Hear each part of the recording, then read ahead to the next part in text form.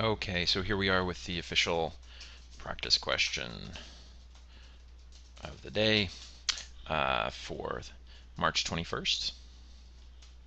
And this one only has 39% correct, so it's definitely a little bit on the tougher side, at least it appears to be. We can take a look at it and see how it's really not that bad.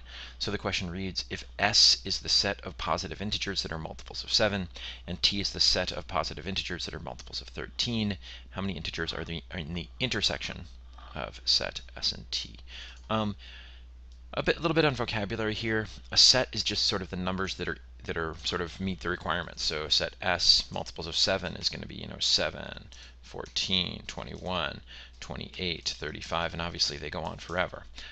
Set T, the multiples of 13 is 13, 26, 39, and so on forever and ever. The intersection is a word you probably won't even see on the test. It's possible, but it basically means what do they have in common. So, what in common? So out of what we have so far, they don't have anything, right? 7, 14, 21, 28, 35, there's nothing in common with that. But we could keep going. And there's nothing wrong with just sort of keep going until you at least stumble upon part of the pattern. It really doesn't take as long as you might think. It took me just a couple seconds to write out these sets here, and it doesn't take that long to keep going until you get something they have in common. Sometimes students are hesitant to sort of grind it out like that, but that can totally be the right way to do a lot of questions. Now on this one, you would be fine doing this until for a while, writing it out, but the numbers do get pretty big pretty quickly. So the first thing I would say is, well, why not just take 7 and multiply it by 13? That ends up being 91. And 91, by definition is divisible by both. So we have one sort of outcome that works here, right? Well, what about 7 times 13 times 2? That's going to be, 182? And 182 is going to be in both the set of multiples of 7 and in the set of multiples of 13. It's going to be in both of them, so we get sort of another check mark. So we know already we have 2.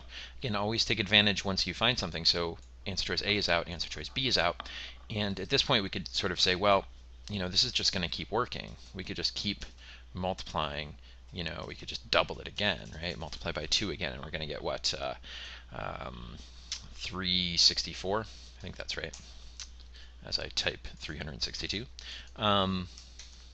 So there's no end, right? We can keep just doubling it, and when we double something, the same numbers are still going to go into it. 7's still going to go into 91 doubled. 7's still going to go into 182 doubled, and so on.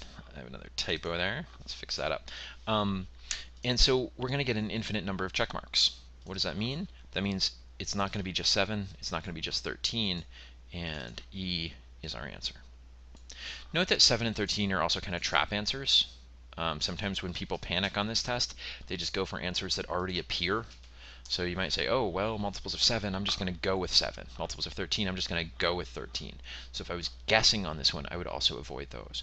So again, a bit of a tough question, but if you just sort of stay focused and try stuff, you don't have to think your way through every question, you should be fine. This is a good example of where their hint is pretty useless, in my opinion. The intersection of sets S and T is a set of positive integers that are multiples of both 7 and 13. It's kind of like if you understood that and that sort of made sense already, you probably got the question right already. So not much of a hint. But again, you can see that even sort of these scary questions, we don't have to think our way through. Write down what's going on, and you're going to see it a lot better with the numbers in front of you. All right, so that's it for today. As always, if you have any questions about this or any other questions that you're working on, feel free to email me, Aaron@passportprep.net, and good luck with your preparation.